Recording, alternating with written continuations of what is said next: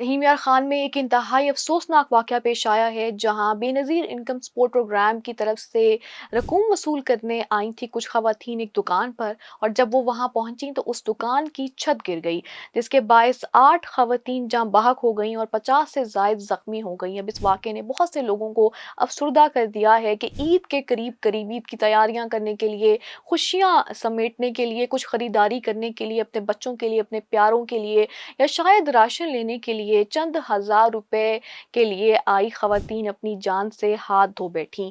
अब इस हवाले से इंक्वायरी भी शुरू हो चुकी है, और जो चेयरपर्सन हैं बेनज़ीर इनकम सपोर्ट प्रोग्राम की रुबीना खालिद साहिबा, उन्होंने ख़ुद से इसको मॉनिटर करने का भी ऐलान किया है। और इसके साथ-साथ जो जिनकी डेथ हो चुकी है उनको 1 मिलियन यानी कि 10 लाख रुपए हर्जाना दिया जाएगा, जिसके साथ-साथ जो ज़ख्मी ख़वातीन हैं उनको 3 लाख रुपए दिए जाएँगे। लेकिन ये चीज़ या पैसे या फिर किसी भी किस्म की कॉम्पेंसेशन जो मॉनेटरी वैल्यूज़ में है, या फिर पैसों के हवाले से जो फाइनेंशियल कॉम्पेंसेशन है, शायद इंसान की जान को पूरा नहीं कर सकती। अब ये सवाल भी बहुत बड़ा उठ चुका है कि ऐसी दुकान जिसका इंफ्रास्ट्रक्चर ही ठीक नहीं था, जिसको एक पसमानदा एक हाल थी वो, जिसको बुरे मटीरियल से बनाया गया था, और जो इतनी ख़वातीन का या इतने इंसानों का हजूम बर्दाश्त ही नहीं कर सकती थी, वहाँ पर बेनज़ीर इनकम सपोर्ट प्रोग्राम की जो एक रकम की अदायगी है क्यों शुरू हुई, उसको एज अ रिटेलर क्यों चूज़ किया गया, और किसने चूज़ किया, और इसमें किस किस का कसूर है।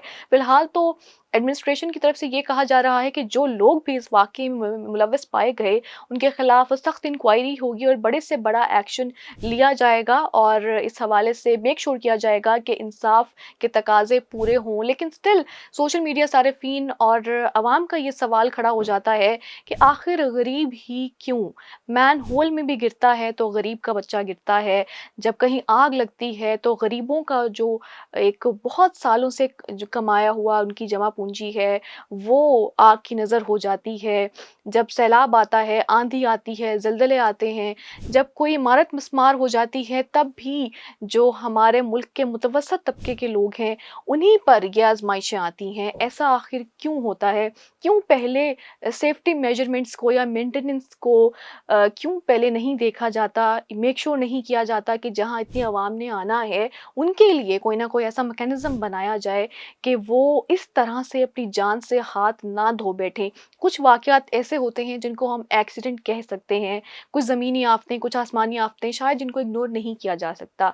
लेकिन इस तरह के वाक़यात, आग लगने के वाक़यात, मैनहोल के वाक़यात, छत गिरने के वाक़यात, इमारत के मिस्मार होने के वाक़यात, एक जगह की प्रॉपर मेंटेनेंस सिस्टमैटिक ना होने के वाक़यात को बिल्कुल रोका जा सकता है, अगर आप पहले प्रायर ही जगह की जो एक उसका जायज़ा ले लें कि क्या वो जगह इस काबिल भी है कि आप वहाँ पे इस तरह का प्रोग्राम शुरू करें या इतनी आवाम को बुलाएँ।